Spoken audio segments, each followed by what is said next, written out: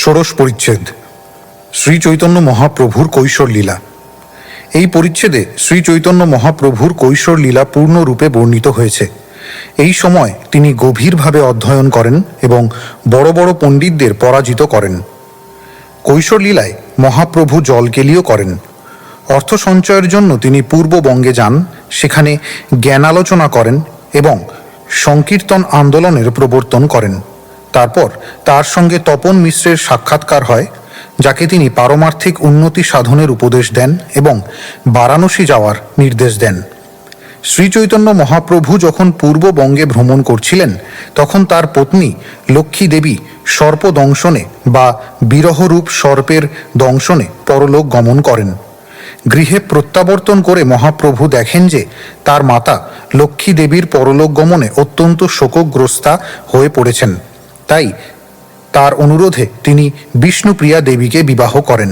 এই অধ্যায়ে দিগ্বিজয়ী পণ্ডিত কেশব কাশ্মীরির সঙ্গে মহাপ্রভুর আলাপ এবং তার গঙ্গা মাহাত্ম্য শ্লোক বিচার করে তাকে পঞ্চ অলঙ্কারের গুণ ও পঞ্চ অলঙ্কারের দোষ দেখিয়ে তার গর্বচূর্ণ করেন। সারা ভারতের সমস্ত পণ্ডিতদের পরাস্তকারী দিগ্বিজয়ী পণ্ডিত কেশব কাশ্মীরি সরস্বতীর কাছে রাত্রে প্রভুর তত্ত্ব জানতে পেরে পরদিন সকালবেলায় তার শরণাপন্ন হন। শ্লোক 1। অনুবাদ। যার অমৃতময় করুণা এক মহানদীর মতো সমগ্র বিশ্বকে প্লাবিত করেছে এবং নদীর মতো নিম্নগামী হয়ে যার করুণা দরিদ্র ও অধঃপতিতদের প্রতি বিশেষভাবে প্রসারিত হয়েছে, আমি সেই শ্রী চৈতন্য মহাপ্রভুকে ভজনা করি। তাৎপর্য: নরোত্তম দাস ঠাকুর গেয়েছেন, শ্রীকৃষ্ণ চৈতন্য প্রভু দয়া করো মোরে। তিনি শ্রী চৈতন্য মহাপ্রভুর করুণা লাভ করার জন্য প্রার্থনা করেছেন, কেননা তিনি হচ্ছেন ভগবানের সবচাইতে কৃপাময় অবতার এবং তিনি আবির্ভূত হয়েছেন বিশেষ করে অধঃপতিত জীবদের উদ্ধার করার জন্য। যে যত বেশি অধঃপতিত, শ্রী চৈতন্য মহাপ্রভুর কৃপা লাভের জন্য তার দাবি তত বেশি। তবে তাকে অত্যন্ত ঐকান্তিক ও নিষ্ঠাপরায়ণ হতে হবে। এই কলিযুগের সমস্ত কলুষের দ্বারা কলুষিত হওয়া সত্ত্বেও কেউ যদি শ্রী চৈতন্য মহাপ্রভুর শ্রীপাদপদ্মের শরণাগত হন, তাহলে তিনি অবশ্যই তাকে উদ্ধার করবেন। তার সবচাইতে সুন্দর দৃষ্টান্ত হচ্ছে জগাই ও মাধাই। এই কলিযুগে প্রায় প্রতিটি মানুষই জগাই ও মাধাইয়ের মতো, কিন্তু শ্রী চৈতন্য মহাপ্রভুর সংকীর্তন আন্দোলন মহানদীর মতো প্রবাহিতা হয়ে সমস্ত জগৎকে প্লাবিত করেছে এবং তার ফলে আন্তর্জাতিক কৃষ্ণ ভাবনামৃত সংঘ অত্যন্ত সাফল্য সহকারে সমস্ত অধঃপতিত জীবদের কলুষমুক্ত করে উদ্ধার করছে। শ্লোক 2। জয় জয় শ্রী চৈতন্য জয় নিত্যানন্দ, জয়াদ্বৈত চন্দ্র জয় গৌর ভক্তবৃন্দ। 2। শ্লোকার্থ।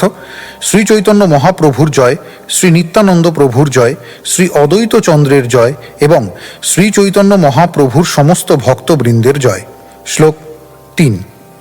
অনুবাদ। শ্রী চৈতন্য মহাপ্রভুর কৈশোর বয়স জয়যুক্ত হোক। তখন লক্ষ্মী ও সরস্বতী দেবী উভয় তার আরাধনা করেছিলেন। লক্ষ্মী দেবী তাকে গৃহে অর্চনা করেছিলেন এবং দিগ্বিজয়ীকে পরাস্ত করার ফলে সরস্বতী দেবী তাকে অর্চনা করেছিলেন। যেহেতু তিনি হচ্ছেন লক্ষ্মী ও সরস্বতী উভয়েরই পতি বা প্রভু, তাই আমি তাকে আমার প্রণতি নিবেদন করি। শ্লোক 4।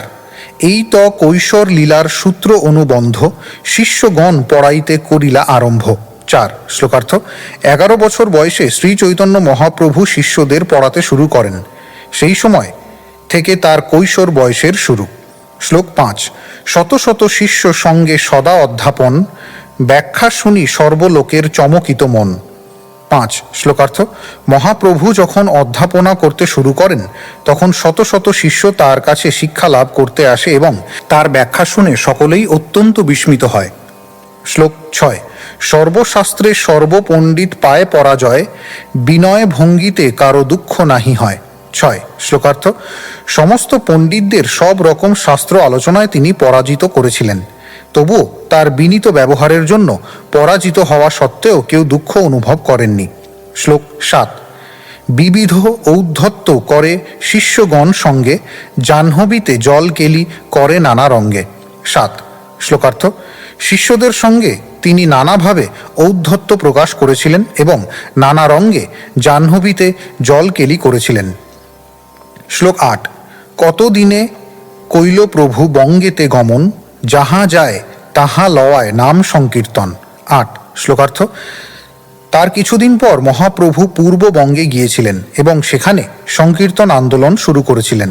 তাৎপর্য: যদিও শ্রীচৈতন্য মহাপ্রভু এবং তার অনুগামী ভক্তরা সমস্ত পণ্ডিত, বৈজ্ঞানিক ও দার্শনিকদের তর্কে পরাজিত করে পরমেশ্বর ভগবানের পরম ঈশ্বরত্ব প্রতিষ্ঠা করতে পারেন, তবুও প্রচারক রূপে তাদের প্রধান কাজ হচ্ছে সর্বত্র সংকীর্তন আন্দোলন প্রবর্তন করা। কেবল পণ্ডিতদের ও দার্শনিকদের পরাজিত করাটাই প্রচারকদের বৃত্তি নয়। প্রচারকদের কর্তব্য হচ্ছে সেই সঙ্গে সংকীর্তন আন্দোলনের প্রবর্তন করা, কেননা সেটিই হচ্ছে শ্রী চৈতন্য মহাপ্রভুর শিক্ষা। শ্লোক 9।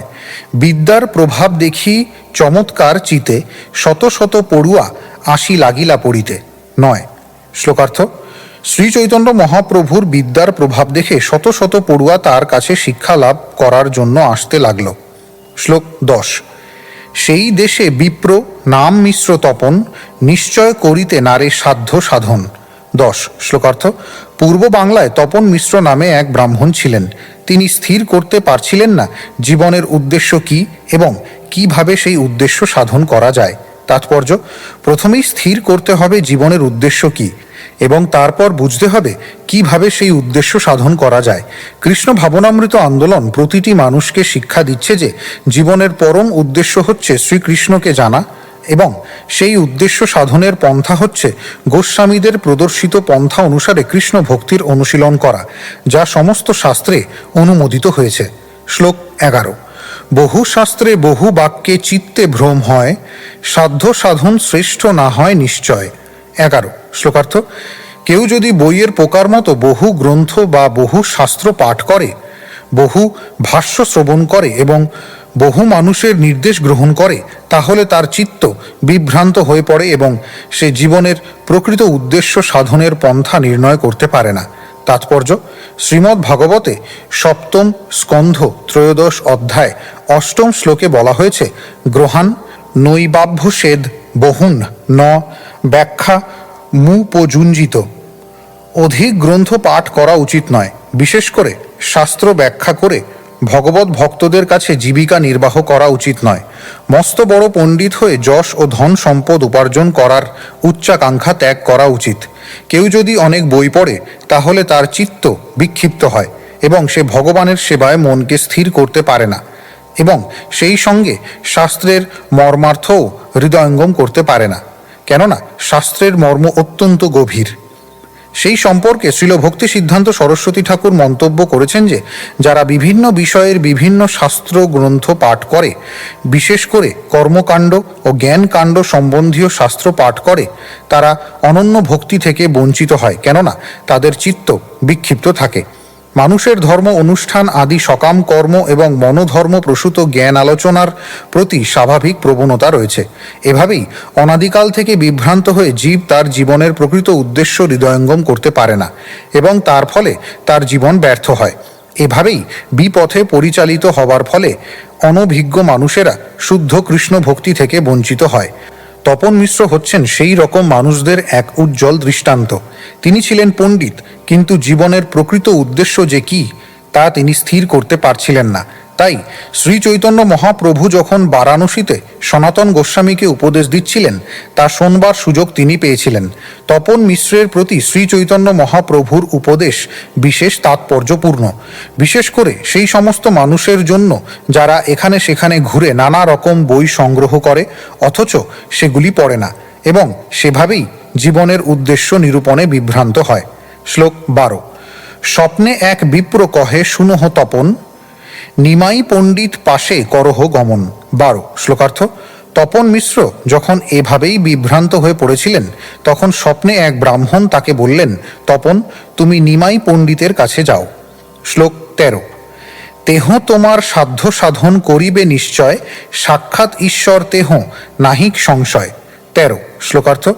তিনি হচ্ছেন সাক্ষাৎ ঈশ্বর। তিনি যে তোমাকে সাধ্য সাধন সম্বন্ধে নির্দেশ দিতে পারেন সেই সম্বন্ধে কোনো সন্দেহ নেই। শ্লোক 14। স্বপ্ন দেখি মিশ্র আসি প্রভুর চরণে, স্বপ্নের বৃত্তান্ত সব কইল নিবেদনে। 14 শ্লোকার্থ। সেই স্বপ্ন দেখে তপন মিশ্র শ্রী চৈতন্য মহাপ্রভুর শ্রীপাদ পদ্মে আশ্রয় গ্রহণ করেছিলেন এবং সবিস্তারে তাকে তার স্বপ্নের কথা নিবেদন করেছিলেন। শ্লোক 15। প্রভু তুষ্ট হয়া সাধ্য সাধন কহিল, নাম সংকীর্তন করো উপদেশ কইল। 15 শ্লোকার্থ। সন্তুষ্ট হয়ে মহাপ্রভু তাকে জীবনের উদ্দেশ্য এবং তা সাধন করার পন্থা সম্বন্ধে উপদেশ দিয়ে নাম সংকীর্তন, হরে কৃষ্ণ মহামন্ত্র কীর্তন করতে বলেছিলেন। তাৎপর্য: কৃষ্ণ ভাবনামৃত আন্দোলন শ্রী চৈতন্য মহাপ্রভুর এই উপদেশের ভিত্তিতে প্রতিষ্ঠিত। শ্রী চৈতন্য মহাপ্রভু নিয়ম নিষ্ঠা সহকারে হরে কৃষ্ণ মহামন্ত্র কীর্তন করতে নির্দেশ দিয়ে গেছেন। আমরা আমাদের পাশ্চাত্যের শিষ্যদের প্রতিদিন কমপক্ষে 16 মালা জপ করতে নির্দেশ দিয়েছি, কিন্তু তবুও আমরা দেখি যে তারা 16 মালা পর্যন্ত জপ না করে নানা রকম সমস্ত কঠিন কঠিন বই নিয়ে আসে এবং বিভিন্ন রকমের উপাসনা করার পন্থা অনুশীলন করার চেষ্টা করে নানাভাবে বিচলিত হয়। শ্রী চৈতন্য মহাপ্রভুর সম্প্রদায় হরে কৃষ্ণ মহামন্ত্র কীর্তনের ভিত্তিতে প্রতিষ্ঠিত। শ্রী চৈতন্য মহাপ্রভু প্রথমে তপন মিশ্রকে তার চিত্ত ভগবানের নামে নিবদ্ধ করতে উপদেশ দিয়েছিলেন।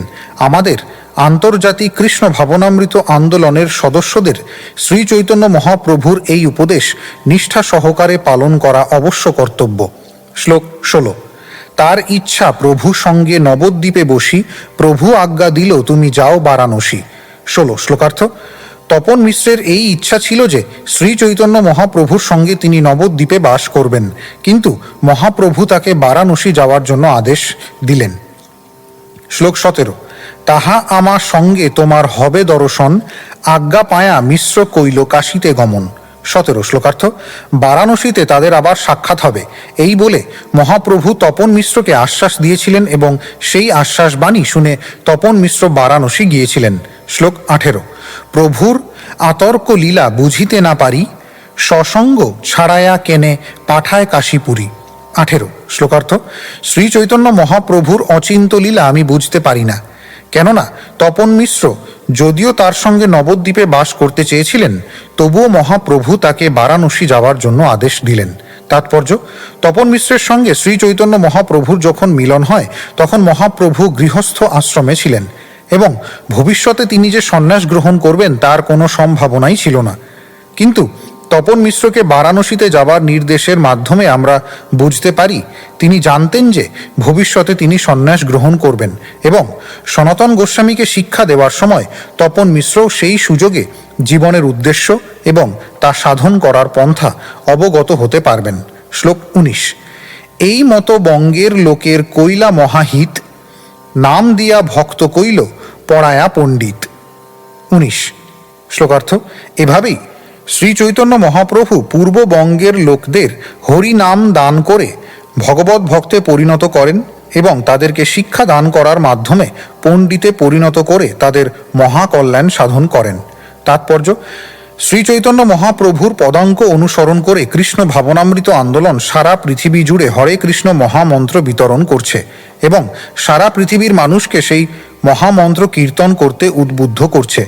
অপ্রাকৃত শাস্ত্রের এক অসীম ভাণ্ডার পৃথিবীর সব কয়টি ভাষায় অনুবাদ করে আমরা পৃথিবীর মানুষকে এক অমূল্য সম্পদ দান করছি এবং শ্রী চৈতন্য মহাপ্রভুর কৃপায় সেই গ্রন্থাবলী প্রচুর সংখ্যায় বিতরিত হচ্ছে এবং সেই দর্শনের দ্বারা অনুপ্রাণিত হয়ে সকলে মহানন্দে হরে কৃষ্ণ মহামন্ত্র কীর্তন করছে।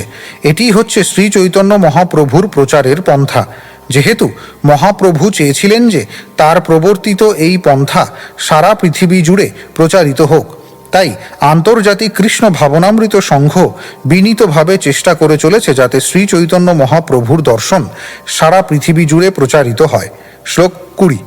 এই মতো বঙ্গে প্রভু করে নানা লীলা, এথা নবদ্বীপে লক্ষ্মী বিরহে দুঃখী হইলা। 20 শ্লোকার্থ। এভাবেই মহাপ্রভু পূর্ববঙ্গে নানা রকম লীলা বিলাসে মগ্ন ছিলেন। এদিকে নবদ্বীপে তার পত্নী লক্ষ্মী দেবী তার বিরহে অত্যন্ত দুঃখিতা হলেন। শ্লোক 21। প্রভুর বিরহ সর্প লক্ষ্মীরে দংশিল, বিরহ সর্প বিষে তার পরলোক হইল। 21 শ্লোকার্থ। বিরহরূপ সর্প লক্ষ্মী দেবীকে দংশন করল এবং তার ফলে তিনি অপ্রকট হলেন। এভাবেই তিনি তার স্বধাম বৈকুণ্ঠে ফিরে গেলেন। তাৎপর্য: ভগবদ্গীতায় অষ্টম অধ্যায় ষষ্ঠ শ্লোকে বলা হয়েছে, জং জং বাপি স্মরণ ভাবং ত্যাজোত্তন্তে কলেবরম। যেভাবে মানুষ সারা জীবন চিন্তা করার অনুশীলন করে, সেভাবেই তার মৃত্যুর সময় চিন্তার উদয় হয় এবং সেই চিন্তা অনুসারে সে তার পরবর্তী দেহ প্রাপ্ত হয়। এই সূত্র অনুসারে লক্ষ্মী দেবী, যিনি মহাপ্রভুর বিরহে নিরন্তর তার চিন্তায় মগ্না ছিলেন, অবশ্যই তার ইহ জগতের লীলা শেষ হওয়ার পর তিনি বৈকুণ্ঠ লোকে ফিরে গিয়েছিলেন। শ্লোক 22। অন্তরে জানিলা প্রভু যাতে অন্তর্যামী, দেশেরে আইলা প্রভু শচী দুঃখ জানি। 22 শ্লোকার্থ। শ্রী চৈতন্য মহাপ্রভু লক্ষ্মী দেবীর অন্তর্ধানের কথা জানতে পেরেছিলেন, কেননা তিনি হচ্ছেন অন্তর্যামী। তাই পুত্রবধূর মৃত্যুতে শোকার্তা জননীকে সান্ত্বনা দেওয়ার জন্য তিনি দেশে ফিরে এসেছিলেন। শ্লোক 23। ঘরে আইলা প্রভু বহু লয়া ধন জন, তত্ত্বজ্ঞানে কৈলা শচীর দুঃখ বিমোচন। 23 শ্লোকার্থ। বহু ধন জন সঙ্গে নিয়ে মহাপ্রভু ঘরে ফিরে এলেন এবং তিনি শচী মাতাকে তত্ত্বজ্ঞান দান করে তার দুঃখ মোচন করলেন। তাৎপর্য: ভগবদ্গীতায় 2য় অধ্যায় 13 শ্লোকে বলা হয়েছে, দেহিনোऽস্মিन् यथा देहे कौमारं यौवनं जरा तथा देहान्तरप्राप्तिर्धीरस्तत्र न मुह्यति। দেহি যেভাবে কৌমার, যৌবন ও জরার মাধ্যমে দেহের রূপ পরিবর্তন করে চলে, মৃত্যুকালে তেমনি ওই দেহি এক দেহ থেকে অন্য কোনো দেহে দেহান্তরিত হয়। তাই এই পরিবর্তনে তত্ত্বজ্ঞানী ধীর ব্যক্তিরা মুহ্যমান হন না। ভগবদ্গীতা অথবা অন্য যে কোনো বৈদিক শাস্ত্রে এই ধরনের শ্লোকের মাধ্যমে দেহান্তর সম্বন্ধে মূল্যবান উপদেশ দেওয়া হয়েছে। ভগবদ্গীতা অথবা শ্রীমদ্ ভাগবতের এই সমস্ত মূল্যবান উপদেশ আলোচনা করার মাধ্যমে ধীর ব্যক্তি নিশ্চিতভাবে অবগত হতে পারেন যে আত্মার কখনো মৃত্যু হয় না, তা এক দেহ থেকে আর এক দেহে স্থানান্তরিত হয় মাত্র। একে বলা হয় আত্মার দেহান্তর। এক একটি আত্মা এই জড় জগতে এসে পিতা, মাতা, ভ্রাতা, ভগ্নী, স্ত্রী ও পুত্রের সঙ্গে দৈহিক সম্পর্ক সৃষ্টি করে, কিন্তু এই সমস্ত সম্পর্কই দেহটিকে কেন্দ্র করে, আত্মাকে কেন্দ্র করে নয়। তাই ভগবদ্গীতায় বর্ণনা করা হয়েছে, ধীরস্তত্র ন মুহ্যতি। যিনি ধীর, তিনি এই জড় জগতের এই ধরনের পরিবর্তনের ফলে বিচলিত হন না। এই প্রকার নির্দেশাবলীকে বলা হয় তত্ত্বকথা। শ্লোক 24। শিষ্যগণ লয়া পুনঃ বিদ্যার বিলাস, বিদ্যা বলে সবা যিনি ঔদ্ধত্য প্রকাশ। 24 শ্লোকার্থ। পূর্ববঙ্গ থেকে ফিরে আসার পর শ্রী চৈতন্য মহাপ্রভু আবার অধ্যাপনা শুরু করেন। বিদ্যার বলে তিনি সকলকে পরাজিত করে নিজের ঔদ্ধত্য প্রকাশ করেছিলেন। শ্লোক 25। তবে বিষ্ণু প্রিয়া ঠাকুরানীর পরিণয়, তবে ত করিল প্রভু দিগ্বিজয়ী জয়। 25 শ্লোকার্থ। তারপর বিষ্ণুপ্রিয়া ঠাকুরানীর সঙ্গে শ্রী চৈতন্য মহাপ্রভুর বিবাহ হয় এবং অতঃপর তিনি কেশব কাশ্মীরি নামক দিগ্বিজয়ী পণ্ডিতকে পরাস্ত করেন। তাৎপর্য: বর্তমানকালে খেলাধুলায় যেমন অনেক সেরা প্রতিযোগীকে দেখা যায়, তেমনি অতীতকালে ভারতবর্ষে অনেক বড় বড় দিগ্বিজয়ী পণ্ডিত ছিলেন। এই রকম একজন পণ্ডিত হচ্ছেন কেশব কাশ্মীরি, যিনি কাশ্মীর প্রদেশ থেকে এসেছিলেন। সারা ভারতবর্ষ পরিভ্রমণ করে অবশেষে তিনি নবদ্বীপে এসেছিলেন সেখানকার বিদ্বান পণ্ডিতদের সঙ্গে প্রতিদ্বন্দ্বিতা করার জন্য। দুর্ভাগ্যবশত তিনি নবদ্বীপের পণ্ডিতদের পরাজিত করতে পারেননি, কেননা তিনি বালক পণ্ডিত শ্রী চৈতন্য মহাপ্রভুর কাছে পরাজিত হয়েছিলেন। পরে তিনি বুঝতে পেরেছিলেন যে শ্রী চৈতন্য মহাপ্রভু হচ্ছেন পরমেশ্বর ভগবান স্বয়ং। তখন তিনি শ্রী চৈতন্য মহাপ্রভুর শরণাগত হন এবং পরবর্তীকালে তিনি নিম্বার্ক সম্প্রদায়ের এক শুদ্ধ ভক্তে পরিণত হন। তিনি নিম্বার্কাচার্য রচিত বেদান্ত দর্শনের পারিজাত ভাষ্যের টিকাকার শ্রীনিবাস আচার্যের বেদান্ত কৌস্তুভ টিকার কৌস্তুভ প্রভা নামক টিপ্পনী রচনা করেন।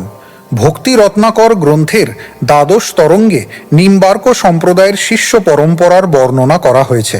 1 শ্রীনিবাস আচার্য, 2 বিশ্ব আচার্য, 3 পুরুষোত্তম, 4 বিলাস, 5 স্বরূপ, 6 মাধব, 7 বলভদ্র, 8 পদ্ম, 9 শ্যাম, 10 গোপাল, 11 কৃপা, 12 দেব আচার্য, 13 সুন্দর ভট্ট, 14 পদ্মনাভ, 15 উপেন্দ্র 16, রামচন্দ্র 17, বামন 18, কৃষ্ণ 19, পদ্মাকর 20, শ্রবণ 21, ভুরি 22, মাধব 23, শ্যাম 24, গোপাল 25, বলভদ্র 26, গোপীনাথ 27, কেশব 28, গোকুল ও 29 কেশব কাশ্মীরি।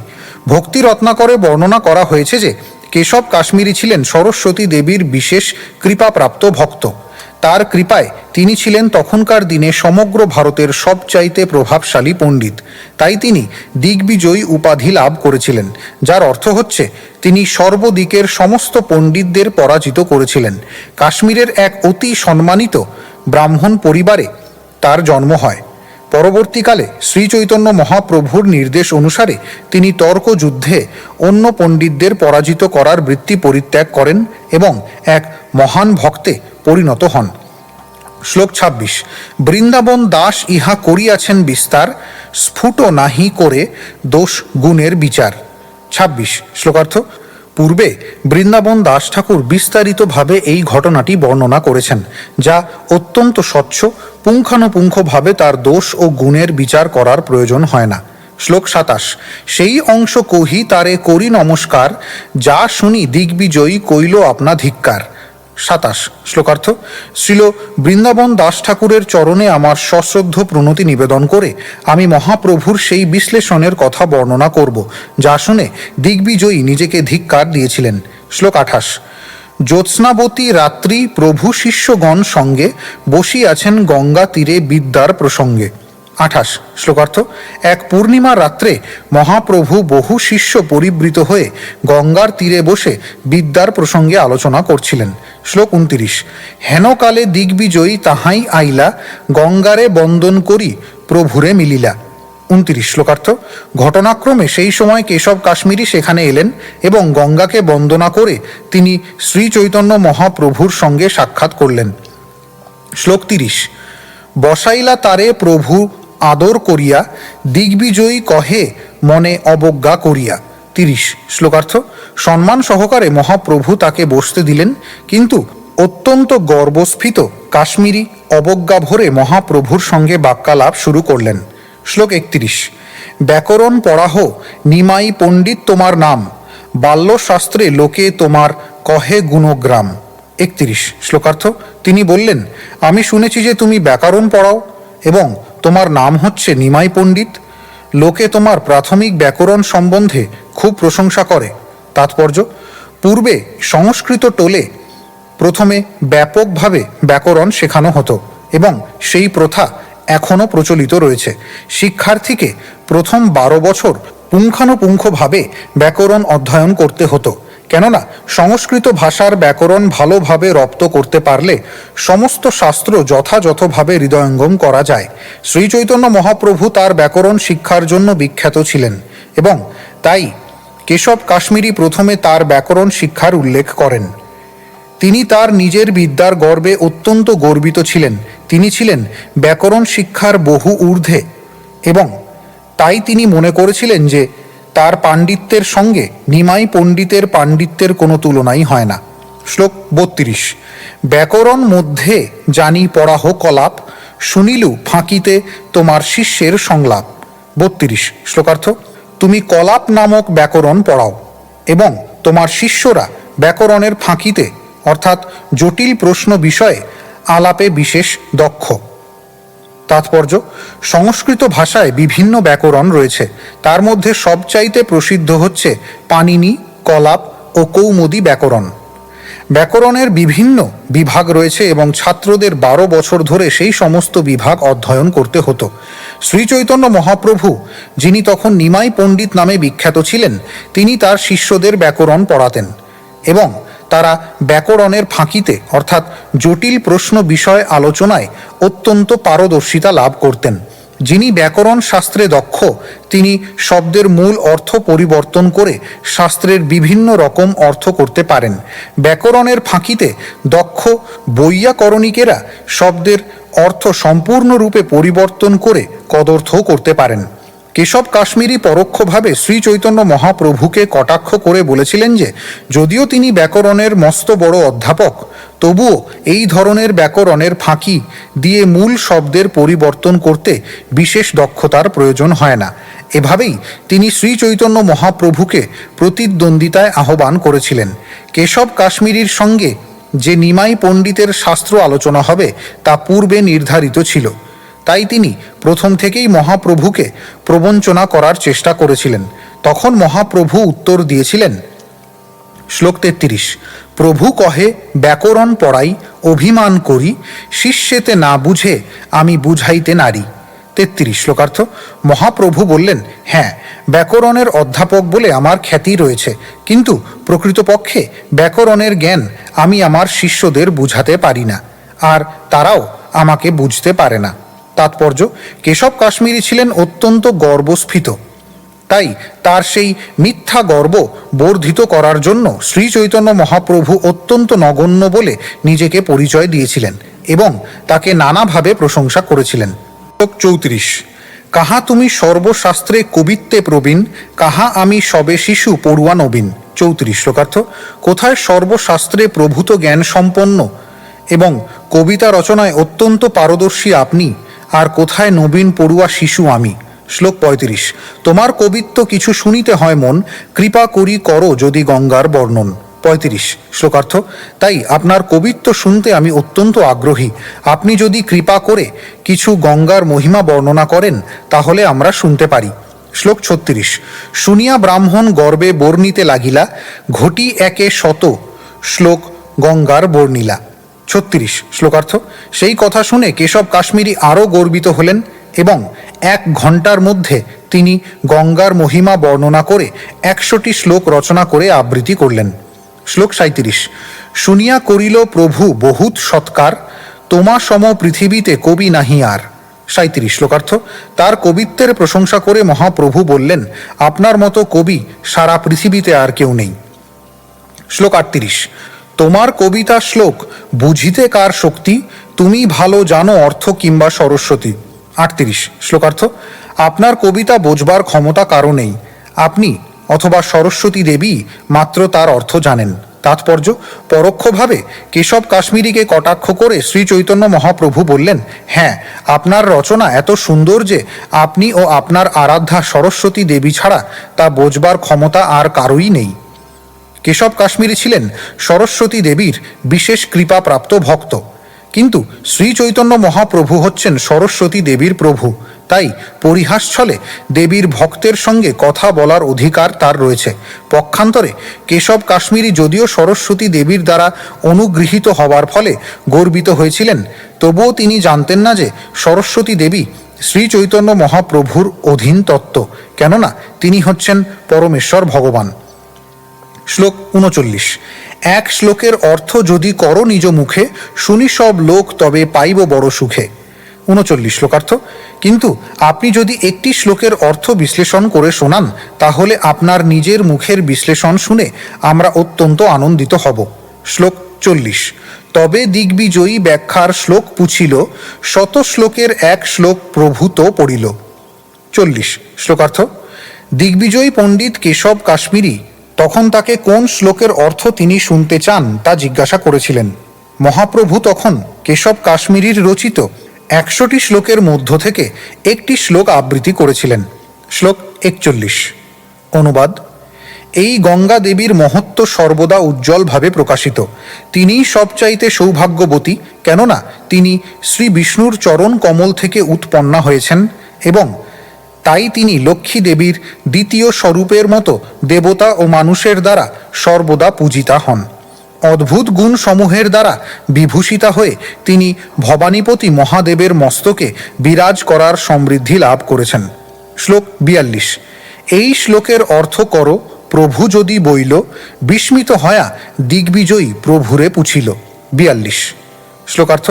শ্রী চৈতন্য মহাপ্রভু যখন তাকে এই শ্লোকের অর্থ বিশ্লেষণ করতে বললেন তখন দিগ্বিজয়ী পণ্ডিত অত্যন্ত বিস্মিত হয়ে মহাপ্রভুকে বললেন। শ্লোক 43, ঝঞ্ঝাবাত প্রায় আমি শ্লোক পড়িল, তার মধ্যে শ্লোক তুমি কইছে কণ্ঠে কইল। 43 শ্লোকার্থ। আমি ঝড়ের বেগে এই শ্লোকগুলি আবৃত্তি করেছি, তুমি কিভাবে তার মধ্য থেকে এই শ্লোকটি কণ্ঠস্থ করলে? শ্লোক 44। প্রভু কহে দেবের বরে তুমি কবি বর, ওইছে দেবের বরে কেহ হয় শ্রুতিধর। 44 শ্লোকার্থ। মহাপ্রভু উত্তর দিলেন, ভগবানের কৃপায় তুমি যেমন কবি বর হয়েছ, তেমনি তার কৃপায় কেউ কেউ শ্রুতিধরও হয়। তাৎপর্য, এই শ্লোকের শ্রুতিধর শব্দটি বিশেষ গুরুত্বপূর্ণ। শ্রুতি মানে শ্রবণ এবং ধর মানে যিনি ধারণ করতে পারেন।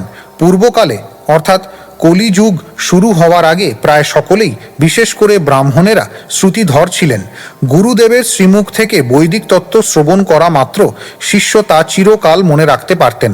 তাই তখন বই পড়ার কোনো প্রয়োজন ছিল না এবং তাই তখন বই লেখাও হতো না।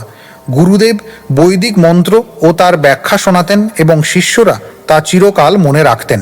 তাই তখন বই পড়ার কোনো প্রয়োজন ছিল না এবং তাই তখন বই লেখাও হতো না। গুরুদেব বৈদিক মন্ত্র ও তার ব্যাখ্যা শোনাতেন এবং শিষ্যরা তা চিরকাল মনে রাখতেন। শ্রুতিধর হওয়া অর্থাৎ একবার শ্রবণ করার মাধ্যমে স্মরণ রাখার ক্ষমতা একটি মস্ত বড় সিদ্ধি। ভগবদ্গীতায় 10ম অধ্যায় 41তম শ্লোকে শ্রী ভগবান বলেছেন, यद् यद् विभूतिमत्सत्त्वं श्रीमद् वा तत्तद् एवावगच्छत्वं मम तेजोंशसम्भवम्। যা কিছু সুন্দর, মহৎ ও শক্তিশালী তা সবই আমার বিভূতির অংশ সম্ভূত। যখনই আমরা অসাধারণ কিছু দেখি তখনই আমাদের বুঝতে হবে যে সেই অসাধারণ প্রকাশটি হচ্ছে পরমেশ্বর ভগবানের বিশেষ কৃপার প্রকাশ। তাই শ্রী চৈতন্য মহাপ্রভু কেশব কাশ্মীরিকে বলেছিলেন যে তিনি যেমন সরস্বতী দেবীর বিশেষ কৃপা লাভ করে গর্বিত হয়েছেন, তেমনি অন্য কেউ পরমেশ্বর ভগবানের কৃপা লাভ করে শ্রুতিধর হতে পারেন এবং একবার মাত্র শ্রবণ করার মাধ্যমে তিনি স্মৃতিতে ধরে রাখতে পারেন। শ্লোক 45। শ্লোকের অর্থ কইল বিপ্র পাইয়া সন্তোষ, প্রভু কহে কহ শ্লোকের কি বা গুণ দোষ। 45 শ্লোকার্থ। শ্রী চৈতন্য মহাপ্রভুর কথায় সন্তুষ্ট হয়ে ব্রাহ্মণ শ্লোকের অর্থ বিশ্লেষণ করলেন। তখন মহাপ্রভু বললেন, এখন আপনি দয়া করে এই শ্লোকের বিশেষ দোষ ও গুণ বিশ্লেষণ করুন। তাৎপর্য, ব্রাহ্মণ ঝড়ের বেগে একের পর এক 100টি শ্লোক আবৃত্তি করলেও শ্রী চৈতন্য মহাপ্রভু কেবল তার থেকে একটি শ্লোকের হুবহু উদ্ধৃতিই দেননি। তিনি তার দোষ গুণ বিচার করেছিলেন।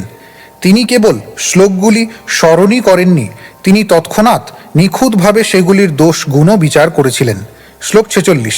বিপ্র কহে শ্লোকে নাহি দোষের আভাস, উপমালঙ্কার গুণ কিছু অনুপ্রাস। 46 শ্লোকার্থ। ব্রাহ্মণ উত্তর দিয়েছিলেন, এই শ্লোকে দোষের কোনো আভাস নেই, পক্ষান্তরে তাতে উপমালঙ্কার গুণ ও অনুপ্রাস রয়েছে। তাৎপর্য, শ্রী চৈতন্য মহাপ্রভু যে শ্লোকটির উদ্ধৃতি দিয়েছিলেন তার শেষ লাইনে ভ অক্ষরটি বহুবার ব্যবহৃত হয়েছে, যেমন ভবানী, ভূর্ত, বিভবতী ও অদ্ভুত। এই ধরনের পুনরাবৃত্তিকে বলা হয় অনুপ্রাস। লক্ষ্মীরিব এবং বিষ্ণুশ্চরণ কমলোৎপত্তি হচ্ছে উপমা অলঙ্কারের দৃষ্টান্ত, কেননা সেগুলিতে উপমার সৌন্দর্য প্রদর্শিত হয়েছে। গঙ্গা হচ্ছে জল আর লক্ষ্মী দেবী হচ্ছেন ঐশ্বর্যের অধিষ্ঠাত্রী দেবী। যেহেতু জল ও ব্যক্তি প্রকৃতপক্ষে সমতুল্য নয়, তাই তাদের তুলনা করা একটি উপমা। শ্লোক 47। প্রভু কহেন কহি যদি না করহ রোষ, কহ তোমার এই শ্লোকে কিবা আছে দোষ। 47 শ্লোকার্থ। মহাপ্রভু বললেন, আপনি যদি রুষ্ট না হন তাহলে আমি আপনাকে কিছু বলবো। আপনি কি বলতে পারেন এই শ্লোকে কি কি দোষ রয়েছে? শ্লোক 48। প্রতিভার কাব্য তোমার দেবতা সন্তোষে, ভালো মতে বিচারিলে জানি গুণ দোষে। 48 শ্লোকার্থ। আপনার কবিতা যে কবিত্ব প্রতিভায় পূর্ণ সেই সম্বন্ধে কোনো সন্দেহ নেই এবং তা অবশ্যই পরমেশ্বর ভগবানের সন্তুষ্টি বিধান করেছে, তবুও ভালো মতো বিচার করলে তাতে দোষ ও গুণ উভয়ই দেখা যায়। শ্লোক 49। তাতে ভালো করি শ্লোক করহ বিচার, কবি কহে যে কহিলে সেই বেদসার। 49 শ্লোকার্থ। মহাপ্রভু তারপর বললেন, তাই ভালো করে শ্লোকটি বিচার করুন। কবি উত্তর দিলেন, হ্যাঁ, যে শ্লোকটি তুমি এখন আবৃত্তি করলে তা সম্পূর্ণরূপে অভ্রান্ত। শ্লোক 50। ব্যাকরণিয়া তুমি নাহি পড়ো অলঙ্কার, তুমি কি জানিবে এই কবিত্বের সার। 50 শ্লোকার্থ। তুমি একজন সাধারণ ব্যাকরণের ছাত্র, অলংকার সম্বন্ধে তুমি কি জানো? এই কবিতা যে কবিত্বের সার, সেই সম্বন্ধে তুমি কিছুই জানো না। তাৎপর্য: কেশব কাশ্মীরি এই প্রসঙ্গে তার বাকচাতুরীর দ্বারা শ্রী চৈতন্য মহাপ্রভুকে বোঝাতে চেয়েছিলেন যে যেহেতু তিনি উচ্চতর সাহিত্য অধ্যয়ন করেননি, তাই সব রকম উপমা ও অলংকার সমন্বিত তার কবিতার সমালোচনা করার যোগ্যতা তার নেই। এই যুক্তির কিছুটা সত্যতা রয়েছে। ডাক্তার না হলে ডাক্তারের সমালোচনা করা যায় না, উকিল না হলে উকিলের সমালোচনা করা যায় না। তাই কেশব কাশ্মীরি প্রথমে মহাপ্রভুর পদমর্যাদা ক্ষুণ্ণ করেছিলেন। শ্রীচৈতন্য মহাপ্রভু যেহেতু সেই দিগ্বিজয়ী পণ্ডিতের কাছে একজন ব্যাকরণের ছাত্র ছিলেন, তাই তিনি কিভাবে তার মতো একজন মহাকবির লেখার সমালোচনা করতে সাহস করেন? তাই শ্রীচৈতন্য মহাপ্রভু অন্যভাবে সেই কবির সমালোচনা করেন। তিনি তাকে বলেন যে যদিও তিনি উচ্চ শিক্ষায় শিক্ষিত নন, তবুও তিনি অন্যদের কাছে এই ধরনের কবিতার সমালোচনা শুনেছেন এবং একজন শ্রুতিধর রূপে তিনি এই ধরনের সমালোচনার পন্থা সম্বন্ধে অবগত হয়েছিলেন। শ্লোক 51। প্রভু কহেন অতএব পুছিয়ে তোমারে, বিচারিয়া গুণ দোষ বুঝাহ আমারে। 51 শ্লোকার্থ। বিনীতভাবে শ্রী চৈতন্য মহাপ্রভু বললেন, আমি যেহেতু আপনার সমপর্যায় ভুক্ত নই, তাই আমি আপনাকে জিজ্ঞাসা করছি যে এই কবিতার দোষ ও গুণগুলি আমাকে বুঝিয়ে দিন। শ্লোক 52। নাহি পড়ি অলঙ্কার করিয়াছি শ্রবণ, তাতে এই শ্লোকে দেখি বহু দোষ গুণ। 52 শ্লোকার্থ। আমি অলঙ্কার পড়িনি, তবে আমি উচ্চতর গোষ্ঠীতে শ্রবণ করেছি এবং তার ফলে এই শ্লোকটির বিচার করে তাতে আমি বহু দোষ ও গুণ দেখতে পাচ্ছি।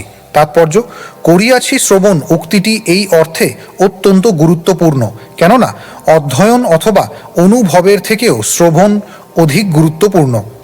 কেউ যদি ভালোভাবে এবং যথার্থ সূত্র থেকে শ্রবণ করে, তাহলে তিনি অচিরেই পূর্ণ জ্ঞান লাভ করেন।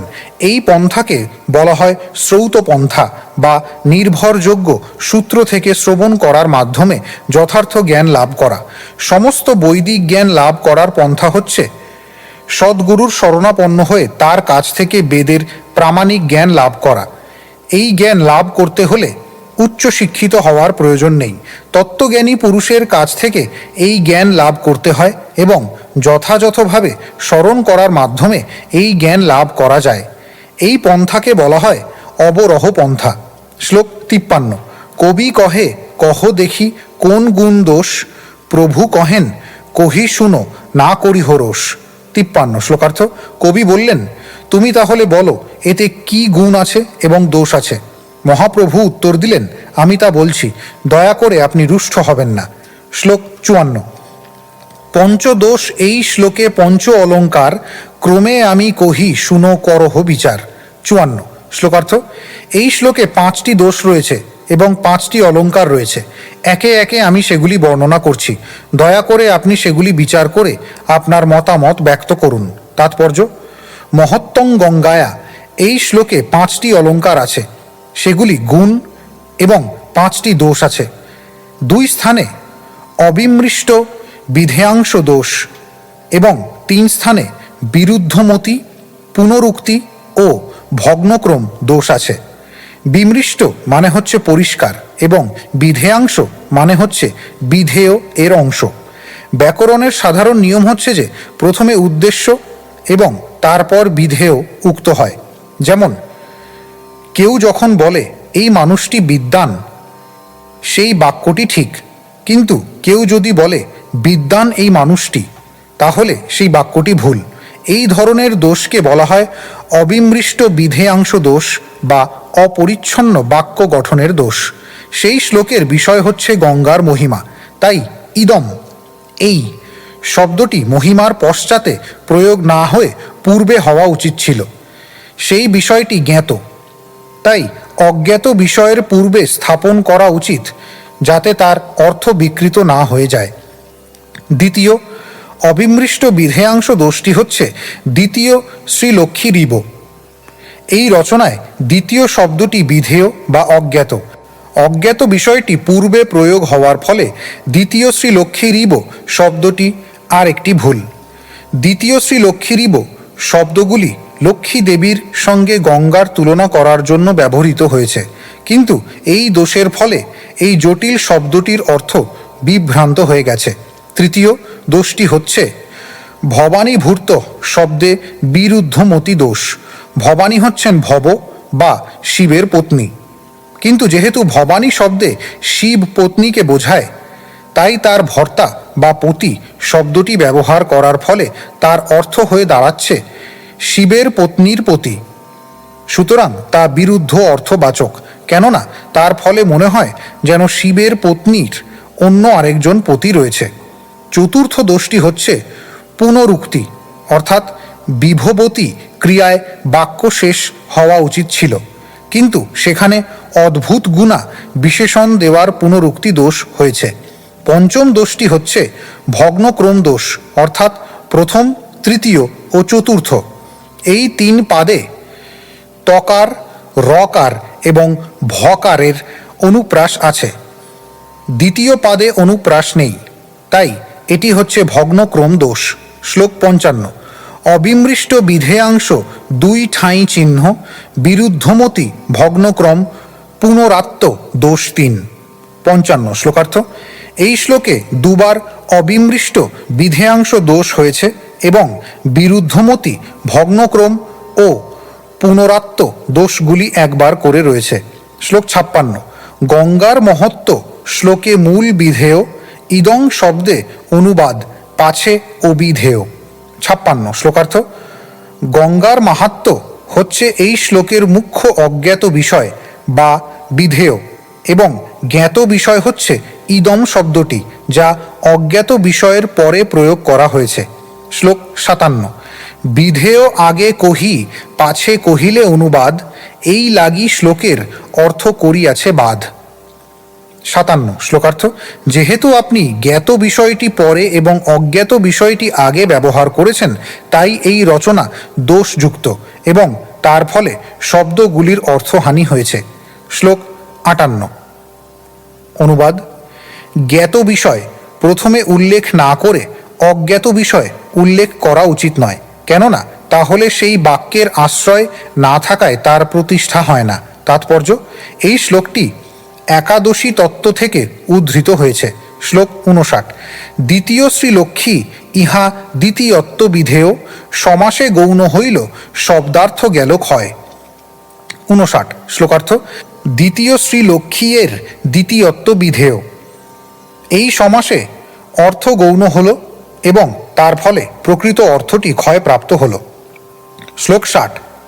দ্বিতীয় শব্দ বিধেয়, তাহা পড়িলে সমাসে লক্ষ্মীর সমতা অর্থ করিল বিনাশে। 60 শ্লোকার্থ। যেহেতু দ্বিতীয় শব্দটি বিধেয়, তাই সমাসে লক্ষ্মীর সমতা অর্থ বিনষ্ট হয়েছে। শ্লোক 61। অবিমৃষ্ট বিধেয়াংশ এই দোষের নাম, আর এক দোষ আছে শুনো সাবধান। 61 শ্লোকার্থ। কেবল অবিমৃষ্ট বিধেয়াংশ দোষই নয়, তাতে আর একটি দোষও আছে, যা আমি আপনাকে দেখাবো। দয়া করে আপনি সাবধানতার সঙ্গে তা শুনুন। শ্লোক 62। ভবানী ভর্তৃ শব্দ দিলে পাইয়া সন্তোষ, বিরুদ্ধ মতিকৃত নাম এই মহাদোষ। 62 শ্লোকার্থ। আরেকটি বড় দোষ হচ্ছে যে আপনি ভবানী ভূর্ত শব্দটি সন্তুষ্ট চিত্তে প্রয়োগ করলেন, কিন্তু তাতে বিরুদ্ধ মতিকৃত নামে দোষ হয়েছে। শ্লোক 63। ভবানী শব্দে কহে মহাদেবের গৃহিণী, তার ভর্তা কহিলে দ্বিতীয় ভর্তা জানি। 63 শ্লোকার্থ। ভবানী শব্দটির অর্থ হচ্ছে মহাদেবের পত্নী, কিন্তু আপনি যখন তার পতির উল্লেখ করেন, তাহলে মনে হয় যেন তার আরেকজন পতি রয়েছে। শ্লোক 64। শিব পত্নীর ভর্তা ইহা শুনিতে বিরুদ্ধ, বিরুদ্ধ মতিকৃত শব্দ শাস্ত্রে নহে শুদ্ধ। 64 শ্লোকার্থ। শিব পত্নীর ভর্তা এই শব্দটি পরস্পর বিরোধী শোনায়। এই ধরনের শব্দের প্রয়োগকে শাস্ত্রে বিরুদ্ধ মতিকৃত নামক দোষ বলে বর্ণনা করা হয়। শ্লোক 65। ব্রাহ্মণ পত্নীর ভর্তার হস্তে দেহদান, শব্দ শুনিতেই হয় দ্বিতীয় ভর্তা জ্ঞান। 65 শ্লোকার্থ।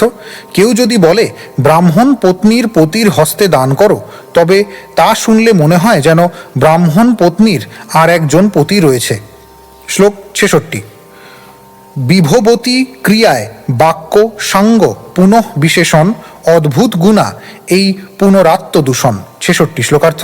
বিভবতী শব্দটি পূর্ণ, তাতে অদ্ভুত গুণা এই বিশেষণটি যোগ করার ফলে পুনরুক্তি দোষ হয়েছে। শ্লোক 67। তিন পাদে অনুপ্রাস দেখি অনুপম, এক পাদে নাহি এই দোষ ভগ্নক্রম। 67 শ্লোকার্থ। শ্লোকের তিনটি পাদে অত্যন্ত সুন্দর অনুপ্রাস রয়েছে, কিন্তু একটি পাদে নেই, তার ফলে ভগ্নক্রম দোষ হয়েছে। শ্লোক 68। যদ্যপি এই শ্লোকে আছে পঞ্চ অলঙ্কার, এই পঞ্চ দোষে শ্লোক কইল ছারখার। 68 শ্লোকার্থ। যদিও এই শ্লোক 5টি অলঙ্কারের দ্বারা বিভূষিত, তবুও এই 5টি দোষ শ্লোকটিকে ছারখার করে দিয়েছে। শ্লোক 69। 10 অলঙ্কারে যদি এক শ্লোক হয়, এক দোষে সব অলঙ্কার হয় ক্ষয়। 69 শ্লোকার্থ। কোনো শ্লোকে যদি 10টি অলঙ্কার থাকেও কিন্তু তাতে একটি দোষ থাকলেও সেই শ্লোকটি বাতিল হয়ে যায়। শ্লোক 70। সুন্দর শরীর জইছে ভূষণে ভূষিত, এক শ্বেত কুষ্ঠে জইছে করয়ে বিগিত। 70 শ্লোকার্থ। কারো সুন্দর শরীর নানা অলঙ্কারে ভূষিত থাকতে পারে, কিন্তু তাতে যদি শ্বেত কুষ্ঠের একটি দাগও থাকে তাহলে সেই শরীরটি শ্রীহীন দেখায়। তাৎপর্য: অলঙ্কার শাস্ত্রবিদ মহর্ষি ভরতমুনি এই প্রসঙ্গে নিচের শ্লোকে তার অভিমত ব্যক্ত করেছেন। শ্লোক 71। অনুবাদ: নানা অলঙ্কারে বিভূষিত সুন্দর শরীর শ্বেত কুষ্ঠযুক্ত হলে যেমন শ্রীহীন হয়, তেমনি অনুপ্রাস উপমা আদি অলঙ্কারের দ্বারা ভূষিত কাব্য দোষযুক্ত হলে সেই রকম হয়। শ্লোক 72। পঞ্চ অলঙ্কারের এবে শুনহ বিচার, 2 শব্দালঙ্কার 3 অর্থ অলঙ্কার। 72 শ্লোকার্থ। এখন আপনি 5টি অলঙ্কারের বিচার শুনুন। এই শ্লোকে 2টি শব্দালঙ্কার এবং 3টি অর্থালঙ্কার রয়েছে। শ্লোক 73। শব্দালঙ্কার 3 পাদে আছে অনুপ্রাস, শ্রীলক্ষ্মী শব্দে পুনরুক্ত বদাভাস। 73 শ্লোকার্থ। 3টি পাদে যে অনুপ্রাস রয়েছে সেগুলি শব্দালঙ্কার এবং শ্রীলক্ষ্মী এই সমাসটিতে পুনরুক্ত বদাভাস রয়েছে। শ্লোক 74। প্রথম চরণে পঞ্চ ত কারের পাঁতি, তৃতীয়া চরণে হয় পঞ্চ রেফ স্থিতি। 74 শ্লোকার্থ। প্রথম চরণে 5টি ত কার রয়েছে এবং তৃতীয় চরণে 5টি রেফ রয়েছে। শ্লোক 75। চতুর্থ চরণে 4ই ভ কার প্রকাশ, অতএব শব্দালঙ্কার অনুপ্রাস। 75 শ্লোকার্থ। চতুর্থ চরণে 4টি ভ কার রয়েছে, তাই তা অনুপ্রাস রূপে শব্দালঙ্কারের দ্বারা শ্লোকটিকে ভূষিত করেছে। শ্লোক 76।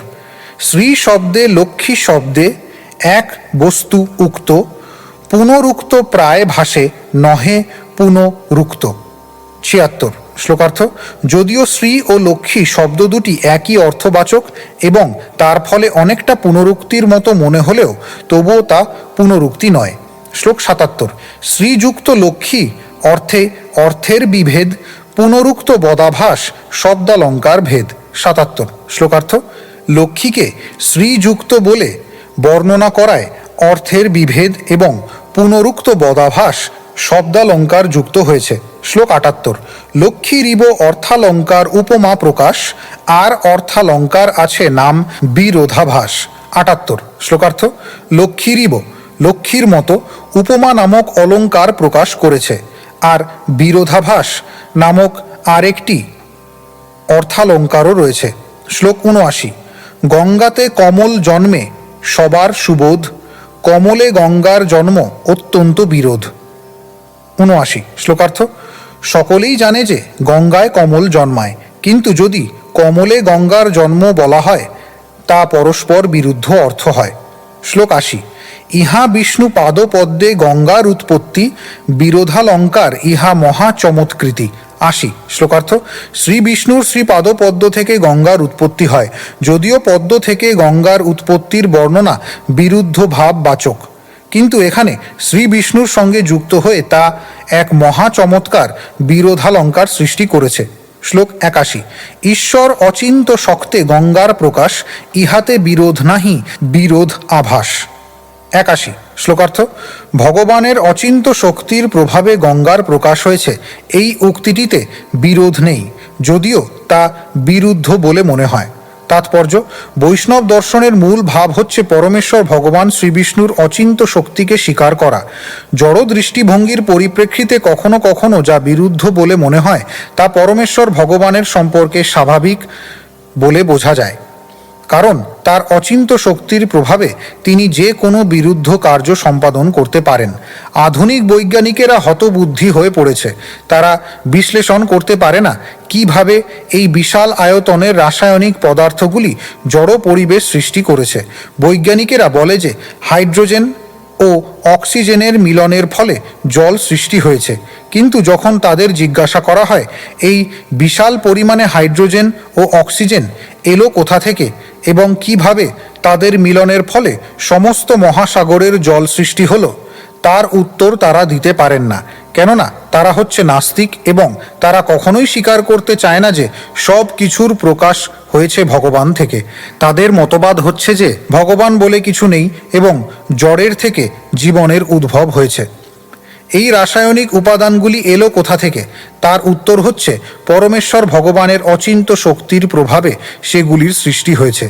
জীব হচ্ছে পরমেশ্বর ভগবানের অংশ এবং তাদের শরীর থেকে নানা রকম রাসায়নিক পদার্থ নিঃসৃত হয়। যেমন লেবু গাছ একটি জীব এবং তাতে অনেক লেবু হয়, আর প্রতিটি লেবুর মধ্যে অনেকটা করে সাইট্রিক অ্যাসিড রয়েছে। তাই একটি নগণ্য জীব যা হচ্ছে পরমেশ্বর ভগবানের অংশ, সে যদি এত রাসায়নিক পদার্থ সৃষ্টি করতে পারে তাহলে পরমেশ্বর ভগবানের শরীরে যে কি পরিমাণ শক্তি রয়েছে তা আমরা কল্পনাও করতে পারি না। পৃথিবীর সমস্ত রাসায়নিক পদার্থগুলি তৈরি হলো কোথা থেকে সেই সম্পর্কে জড় বৈজ্ঞানিকেরা কিছুই বলতে পারে না, কিন্তু ভগবানের অচিন্ত শক্তি মেনে নিলে যথাযথভাবে তা ব্যাখ্যা করা যায়। এই যুক্তি অস্বীকার করার কোনো কারণ নেই। পরমেশ্বর ভগবানের অতি ক্ষুদ্র অংশ জীবের যদি অচিন্ত শক্তি থাকতে পারে তাহলে পরমেশ্বর ভগবানের শক্তি কতটা হতে পারে? বেদে বলা হয়েছে নিত্য নিত্যানাং চেতনশ্চেতনানাম। তিনি হচ্ছেন সমস্ত নিত্য বস্তুর মধ্যে পরম নিত্য এবং সমস্ত চেতন বস্তুর মধ্যে পরম চেতন। কঠ উপনিষদ 2য় স্কন্ধ 2য় অধ্যায় 13 শ্লোক। দুর্ভাগ্যবশত নাস্তিক বৈজ্ঞানিকেরা স্বীকার করতে চায় না যে চেতন শক্তি থেকে জড় পদার্থের উদ্ভব হয়েছে। বৈজ্ঞানিকেরা সবচাইতে মূর্খ এবং তারা যুক্তিহীন মতবাদ পোষণ করে বলে যে জড় পদার্থ থেকে জীবনের উদ্ভব হয়, যদিও প্রকৃতপক্ষে তা সম্পূর্ণ অসম্ভব। তাদের গবেষণাগারগুলিতে তারা জড় পদার্থ থেকে জীবনের সৃষ্টি করতে পারেনি, অথচ চেতন শক্তি থেকে যে জড় পদার্থের উদ্ভব হয় তা হাজার হাজার দৃষ্টান্ত সর্বত্র রয়েছে। তাই শ্রী চৈতন্য চরিতামৃত গ্রন্থে শ্রীলকৃষ্ণ দাস কবিরাজ গোস্বামী বলেছেন যে কেউ যখন পরমেশ্বর ভগবানের অচিন্ত শক্তি মেনে নেয় তখন সেই মতবাদকে কেউই খণ্ডন করতে পারে না, তা তিনি যত বড় বৈজ্ঞানিকই হন বা দার্শনিকই হন না কেন। সেই কথা পরবর্তী সংস্কৃত শ্লোকে ব্যক্ত হয়েছে। শ্লোক 82। অনুবাদ: সকলেই জানে যে জলে পদ্ম ফুল জন্মায়, কিন্তু জল কখনো পদ্ম ফুল থেকে উৎপন্ন হয় না। কিন্তু আশ্চর্যের বিষয় এই যে শ্রীকৃষ্ণে তার বিপরীত দেখা যায়। তার পাদপদ্ম থেকে মহানদী গঙ্গা জন্ম লাভ করেছে। শ্লোক 83। গঙ্গার মহত্ব সাধ্য সাধন তাহার, বিষ্ণু পাদোৎপত্তি অনুমান অলঙ্কার। 83 শ্লোকার্থ। গঙ্গার প্রকৃত মাহাত্ম্য হচ্ছে যে তিনি শ্রী বিষ্ণুর শ্রী পাদপদ্ম থেকে উৎপন্না হয়েছেন। এটি অনুমান নামক আরেকটি অলঙ্কার। শ্লোক 84। স্থূল এই পঞ্চদোষ পঞ্চ অলঙ্কার, সূক্ষ্ম বিচারিয়ে যদি আছয়ে অপার। 84 শ্লোকার্থ। আমি কেবল 5টি স্থূল দোষ এবং 5টি অলঙ্কারের আলোচনা করলাম, কিন্তু যদি আমি সূক্ষ্মভাবে বিচার করি তাহলে এই শ্লোকে অসংখ্য দোষ রয়েছে। শ্লোক 85। প্রতিভা কবিত্ব তোমার দেবতা প্রসাদে, অবিচার কাব্যে অবশ্য পরে দোষ বাধে। 85 শ্লোকার্থ। আপনার আরাধ্য দেবতার কৃপায় আপনি কবিত্ব ও প্রতিভা লাভ করেছেন, কিন্তু যথাযথভাবে বিচার না করে কবিত্ব করলে তা অবশ্যই সমালোচনার বিষয় হয়। শ্লোক 86। বিচারী কবিত্ব কইলে হয় সুনির্মল, সালঙ্কার হইলে অর্থ করে ঝলমল। ছিয়াশি শ্লোকার্থ। যথাযথভাবে বিচার করে কবিত্ব করলে তা অত্যন্ত নির্মল বলে বিবেচনা করা হয় এবং তা অনুপ্রাস ও উপমা আদি অলঙ্কারে বিভূষিত হলে তার অর্থ ঝলমল করে। শ্লোক 87। শুনিয়া প্রভুর ব্যাখ্যা দিগ্বিজয়ী বিস্মিত, মুখে না নিঃস্বরে বাক্য প্রতিভা স্তম্ভিত। 87 শ্লোকার্থ। শ্রী চৈতন্য মহাপ্রভুর এই ব্যাখ্যা শুনে দিগ্বিজয়ী পণ্ডিত বিস্মিত হলেন, তার প্রতিভা স্তম্ভিত হল এবং তার মুখে কোনো কথা বের হলো না। শ্লোক 88। কহিতে চাহয়ে কিছু না আইসে উত্তর, তবে বিচারয়ে মনে হইয়া ফাঁফর। 88 শ্লোকার্থ। তিনি কিছু বলতে চাইলেন কিন্তু তার মুখে কোনো উত্তর এলো না। তখন তিনি হতবুদ্ধি হয়ে মনে মনে বিচার করতে লাগলেন। শ্লোক 89। পড়ুয়া বালক কইল মোর বুদ্ধি লোপ, জানি সরস্বতী মোরে করিয়াছেন কোপ। 89 শ্লোকার্থ। এই বালকটি আমার বুদ্ধি লোপ করেছে, তাই আমি বুঝতে পারছি যে সরস্বতী আমার প্রতি রুষ্ট হয়েছেন। তাৎপর্য: ভগবদ্গীতায় স্পষ্টভাবে বলা হয়েছে যে সকলের হৃদয়ে বিরাজমান পরমাত্মা থেকে বুদ্ধি আসে। পরমাত্মা পণ্ডিতকে এটি বোঝবার বুদ্ধি দিয়েছিলেন যে যেহেতু তিনি তার জ্ঞানের গর্বে অত্যন্ত গর্বিত হয়ে পরমেশ্বর ভগবানকে পরাস্ত করতে চেয়েছিলেন, তাই ভগবানের ইচ্ছার প্রভাবে সরস্বতীর মাধ্যমে তিনি পরাস্ত হয়েছিলেন। সুতরাং কারোই পক্ষে গর্বিত হওয়া উচিত নয়। তিনি যদি অত্যন্ত বড় পণ্ডিত হন কিন্তু পরমেশ্বর ভগবানের শ্রীপাদপদ্মে অপরাধ করলে তার পাণ্ডিত্য সত্ত্বেও তিনি ঠিক মতো কথা পর্যন্ত বলতে পারবেন না। আমরা সর্বতোভাবে ভগবানের দ্বারা নিয়ন্ত্রিত, তাই আমাদের একমাত্র কর্তব্য হচ্ছে অহংকারে মত্ত না হয়ে সর্বদা ভগবানের শ্রীপাদপদ্মে শরণাগত থাকা। সরস্বতী দেবী এই অবস্থার সৃষ্টি করে দিগ্বিজয়ী পণ্ডিতকে কৃপা করেছিলেন যাতে তিনি শ্রী চৈতন্য মহাপ্রভুর শ্রীপাদপদ্মে আত্মনিবেদন করতে পারেন। শ্লোক 90। যে ব্যাখ্যা করিল সে মনুষ্যের নহে শক্তি, নিমাই মুখে রহি বলে আপনে সরস্বতী। 90 শ্লোকার্থ। এই বালকটি যে অর্থ ব্যাখ্যা করল তা কোনো মানুষের পক্ষে সম্ভব নয়, তাই মা সরস্বতী নিশ্চয়ই এই বালকটির মুখ দিয়ে কথা বলেছেন। শ্লোক 91। এত ভাবি কহে শুনো নিমাই পণ্ডিত, তব ব্যাখ্যা শুনি আমি হইলাং বিস্মিত। 91 শ্লোকার্থ। এভাবেই ভেবে পণ্ডিত বললেন, নিমাই পণ্ডিত, দয়া করে আমার কথা শুনো, তোমার ব্যাখ্যা শুনে আমি বিস্ময় হতবাক হয়েছি। শ্লোক 92। অলঙ্কার নাহি পড়ো নাহি শাস্ত্রাভ্যাস, কেমনে এসব অর্থ করিলে প্রকাশ। 92 শ্লোকার্থ।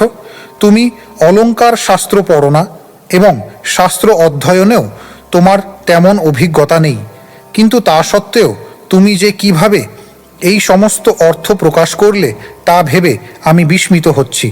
শ্লোক 93। ইহা শুনি মহাপ্রভু অতি বড় রঙ্গী, তাহার হৃদয়ে জানি কহে করি ভঙ্গি। 93 শ্লোকার্থ।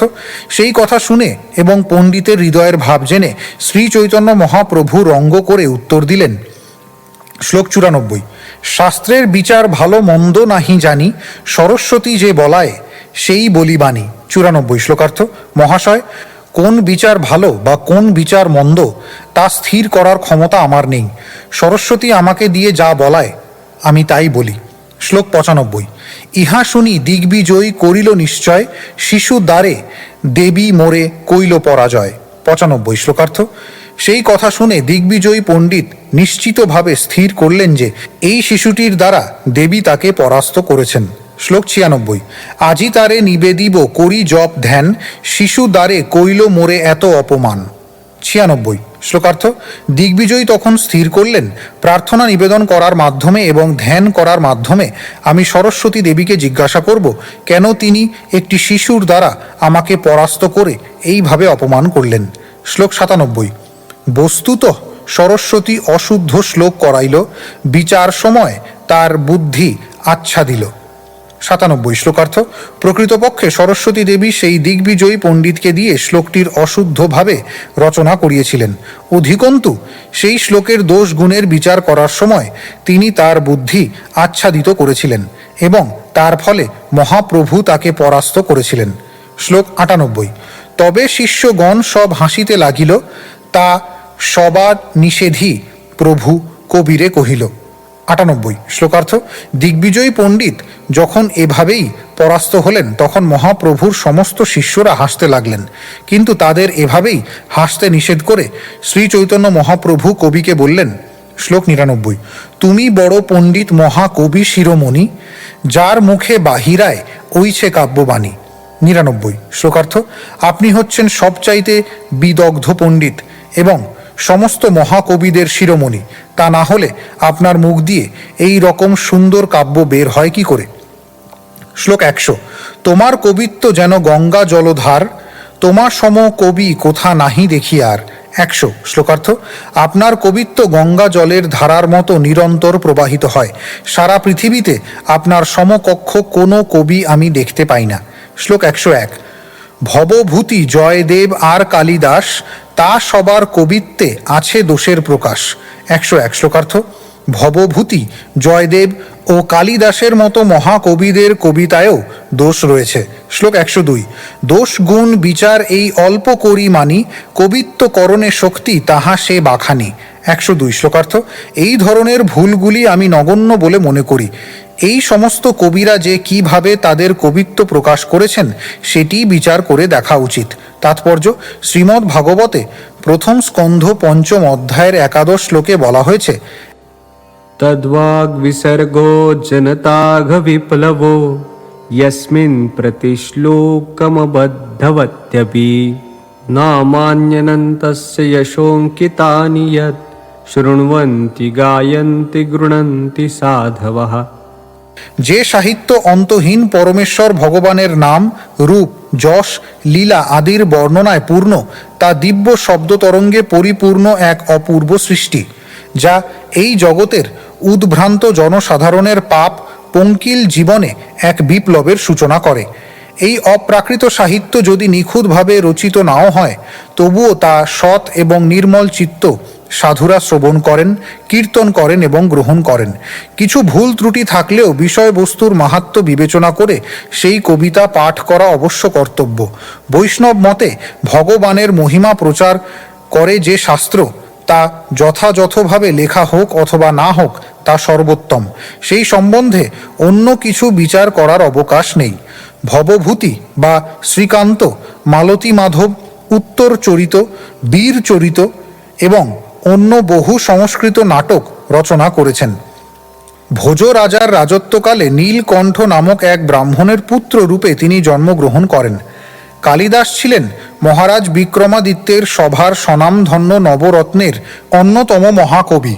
তিনি কুমার সম্ভব, অভিজ্ঞান শকুন্তলা ও মেঘদূত আদি প্রায় 40টি নাটক রচনা করেছিলেন। তার রচিত নাটক রঘুবংশ বিশেষভাবে বিখ্যাত। আমরা পূর্বে আদিলীলার 13 পরিচ্ছেদে জয়দেবের কথা বর্ণনা করেছি। শ্লোক 103। শৈশব চাপল্য কিছু না লবে আমার, শিষ্যের সমান মুই না হং তোমার। 103 শ্লোকার্থ। আমার শিশু সুলভ চপলতায় আপনি কিছু মনে করবেন না, আমি আপনার শিষ্য হওয়ারও যোগ্য নই। শ্লোক 104। আজি বাসা যাহ কালি মিলিব আবার, শুনিব তোমার মুখে শাস্ত্রের বিচার। 104 শ্লোকার্থ। দয়া করে এখন আপনি ঘরে যান, কাল আমরা আবার মিলিত হয়ে আপনার মুখে শাস্ত্রের বিচার শ্রবণ করব। শ্লোক 105। এই মতে নিজ ঘরে গেলা দুইজন, কবি রাত্রে কইল সরস্বতী আরাধন। 105 শ্লোকার্থ। এভাবেই কেশব কাশ্মীরি ও শ্রী চৈতন্য মহাপ্রভু তাদের নিজ নিজ গৃহে ফিরে গেলেন এবং সেই রাত্রে কবি সরস্বতীর আরাধনা করলেন। শ্লোক 106। সরস্বতী স্বপ্নে তারে উপদেশ কইল, সাক্ষাৎ ঈশ্বর করি প্রভুকে জানিল। 106 শ্লোকার্থ। স্বপ্নে সরস্বতী দেবী তাকে জানালেন মহাপ্রভু আসলে কে, এবং এভাবেই দিগ্বিজয়ী পণ্ডিত জানতে পারলেন যে শ্রী চৈতন্য মহাপ্রভু হচ্ছেন পরমেশ্বর ভগবান স্বয়ং। শ্লোক 107। প্রাতে আসি প্রভু পদে লইল শরণ, প্রভু কৃপা কইল তার খণ্ডিল বন্ধন। 107 শ্লোকার্থ। পরের দিন সকালবেলা কেশব কাশ্মীরি এসে শ্রী চৈতন্য মহাপ্রভুর শ্রীপাদপদ্মে শরণ গ্রহণ করলেন। মহাপ্রভু তাকে কৃপা করলেন এবং তার ভববন্ধন মোচন করলেন। তাৎপর্য, এই পন্থা শ্রীকৃষ্ণ ভগবদ্গীতায় নির্দেশ দিয়ে গেছেন, সর্বতোভাবে আমার শরণাপন্ন হও। শ্রী চৈতন্য মহাপ্রভুও সেই পন্থা সমর্থন করে গেছেন। দিগ্বিজয়ী পণ্ডিত যখন তার শরণাগত হলেন তখন তিনি তাকে কৃপা করলেন। যিনি ভগবানের কৃপা লাভ করেন তিনি জড় জগতের বন্ধন থেকে মুক্ত হন। সেই সম্বন্ধে ভগবদ্গীতায় 4th অধ্যায়ের 9ম শ্লোকে বলা হয়েছে, ত্যক্তা দেহাং পুনর্জন্ম নৈতি মামেতি সোহর্জুন। শ্লোক 108। ভাগ্যবন্ত দিগ্বিজয়ী সফল জীবন বিদ্যা বলে পাইল মহাপ্রভুর চরণ। 108।